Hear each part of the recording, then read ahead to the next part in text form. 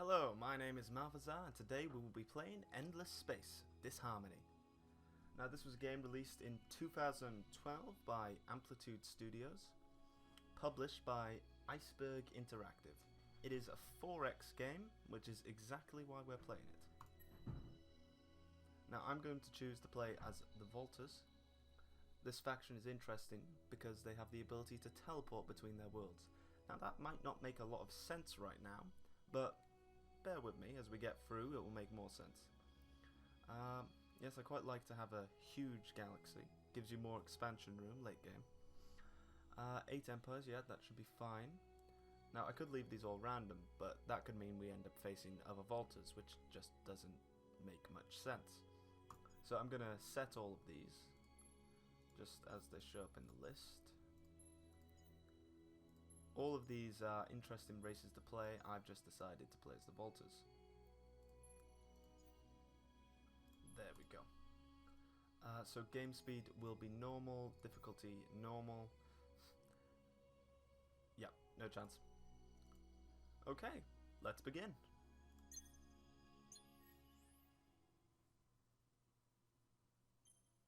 Space is deep, dark, and dangerous. But then, so are we. We have risen and fallen, learned to adapt and rebuild. For our history is a history of struggle and survival. We protect our own. We take what we need and salvage what we find. To be a Volter is to work hard, fight hard, and celebrate hard. Because life is hard. But it is also beautiful. And even in the deep dark of space, it never fails to give us hope.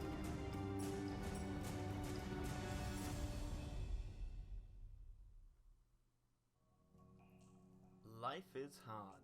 You heard it here first, folks. Okay, so this is our starting star.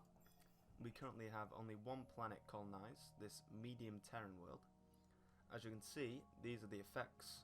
For each population, that's these blue things, we can move them to different planets when we colonize them.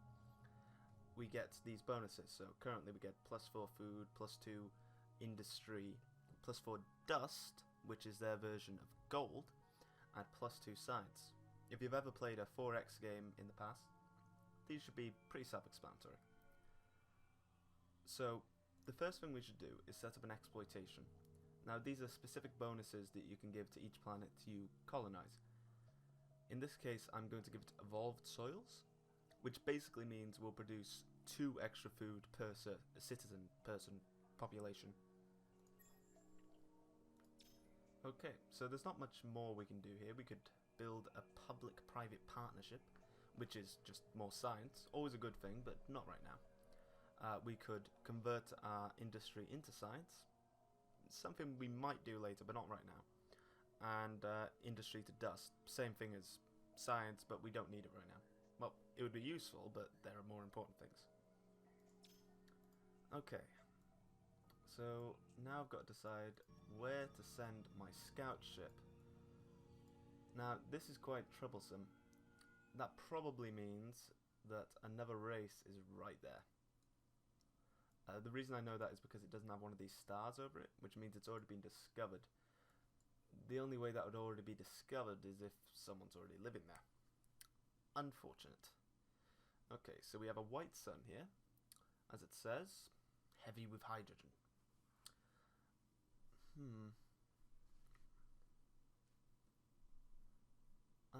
Unlikely to have easily colonized planets. Okay, so none of these are particularly likely to have an easily colonizable planet. See, we start out with a probe, which is basically a scout, and a clan ship, which is basically a settler, if you've ever played Civ. Now, usually I like to send out the probe to one star, and then send out my clan ship to another, which I think might have a colonizable planet. None of these are particularly useful for that. Although the white sun, maybe. So I think I'll send my probe to the blue sun. Won't quite reach there. And I'll send my clan ship to the white sun. They will have names, but we haven't found them yet. Now you might have noticed little dots appeared in front of my ships as I was sending them. That's just how it represents it. Now we've got to pick a hero. Well, we don't got to pick. These are just like our options later on. You'll see these little icons here. Those are the classes. Those are quite important to do with what it can do. None of these are particularly brilliant. We'll probably end up getting this guy because he gives a benefit to food and industry. Either way, moving on. Oh yes, almost forgot. Science. We got to pick a research. So it's split in 4. You've got military techs to the north. Yeah, the north. To the I'm not going to continue. To the right, we've got science and industry techs generally. Also reveals like strategic resources and tactics that we can use in battle. To the south is movement, ships, and more colonization. This will allow us to colonize tundra worlds, and this will allow us to colonize arid worlds. Each is not particularly... Well, they're more specialized, is one way of putting it. Like, the further you get away from, like, your base planets of ocean, terran, jungle, the more specialized they become. Like, when you get really far, the lava worlds, for instance, have no food, but they have, like, 12 industry per person, so they're really good for production, not really good for growing. Over here, you have commerce and growth, and happiness. Also, there's like these things. Coordinated fleets is an example of a tech that will give you more room in your fleet, so you can have more ships. Okay, so we're going to start with N-Way fusion plants, because it gives us this building, which is really good. It gives you lots of production early on. And also reveals titanium 70, which is quite useful. Okay, I think I'm not forgetting anything. Next turn. Okay, I'm just going to press this arrow button here, which will move my ships. Okay, so we didn't get lucky. There are no colonizable planets in either of these systems. You can tell if a system has colonizable planets by these little pips. If it's white, then that means it's colonizable. Well, it's sort of grey. These things above it, this is dust water. Basically, these are like your luxuries. If you have 4 of a luxury, you get a special bonus. Okay, so we'll send the scout this way. Oh, actually, I probably should have checked these first. So, that's very good. When we were exploring, we got this exploration event. Basically, any star which has one of these little stars above it, that seems weird, you'll get a special event if you're the first person to explore it. Then the star will go away. That's why we know that there's probably someone there. So in this case, we were given an extra exploration ship, which will come in very handy, I'm sure. So, what did we get from this one? Plus 3 XP. Not really useful for a clan ship. Okay, so a yellow sun. Well, there's a higher chance that we might find a colonizable planet there. Let's have a look at the systems we have found, though. So, tundra, arid, lava. Okay, that's not too bad. As you can see, as I was saying earlier, 12 production, 1 dust, nothing else. Also, the further away it is from being a terran, ocean, or jungle world, the more unhappiness it will produce initially. Like, this is just a flat effect that's given. I'll get into what these underneath mean later when we face them, per se. Okay, and Galter, Arctic, arid, barren. Okay, so both of these systems contain planets that we will be able to colonize pretty easily. Tundra and arid are the first 2 sets of planets that you can easily colonize. So when I do pick a colonization tech, I'll probably go for arid, since both of those systems, Galter and Justium, contain them. But frankly, Justium looks like the better system, at least currently. We found Andromeda, that's cool. Tundra, arid, more arid. So yeah, I think we'll definitely get arid first, just so we can grab all 3 of them. Okay, wait, yes, I must have like clicked away the event, but this is a Super Valkyr, as it calls it. It's basically just a better defense ship than what we can currently build. If we go here under ships, you can see we can build a Valkyrie, which has, if you can see that sort of fist icon, that represents strength. So our attack strength with this, plus our defense strength, is 75. The Super Valkyrie, which we got, has a much higher one of 90. Well, it's not much higher, but it's higher. So a little bit of an early defense. That's pretty good. Okay, so I'll send this one over here, and I'll send the other probe in this direction, so that we can get a decent sweep.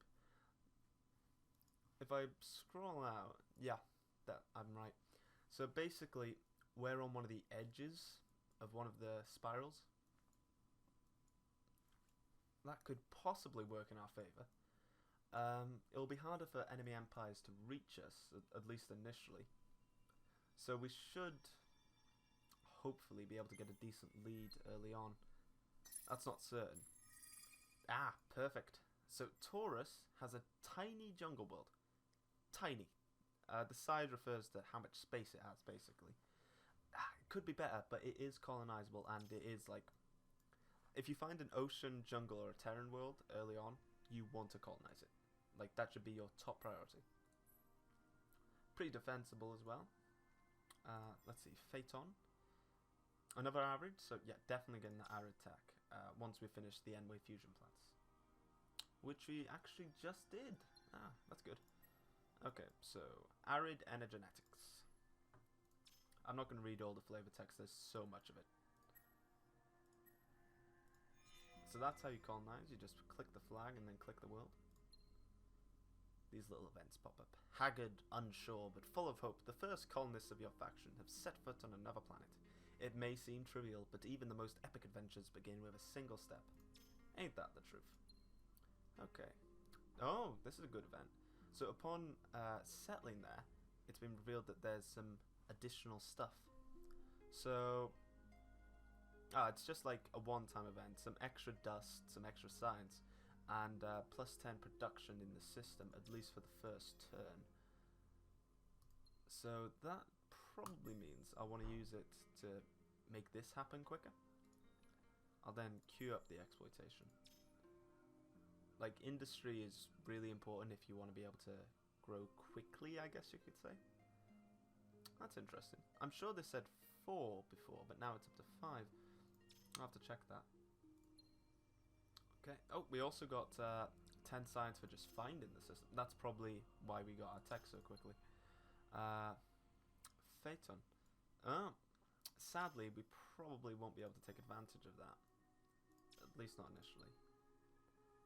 It's been identified and none of our planets have it. Although Andromeda has a source just here. We can't colonize there yet, but we'll... Basically, as long as you control one of the planets in each of these systems, you control basically the entire system. So it's important to grab them quickly so no one else can. This is a big system. The systems with 6 planets are always the best just because they've got the most planets. Now this one isn't anything particularly special, like 2 tiny, 1 small, large, medium, various types, but yeah. Arid, everything is arid in this corner of space. Again, not really relevant to us. At least I don't think so. I might be lying to you. No, not relevant to us. Okay, so we're gonna queue up the N-Wave fusion plant, so the one that's finished doing this, we'll start building whatever these things are. N-Wave fusion technology permits the creation and exploitation of fuels. Huh. Cool. Okay, next turn. So we just got our technology that allows us to colonize arid worlds. Yeah, that was the right choice, definitely, since now we've got all these systems that we can colonize.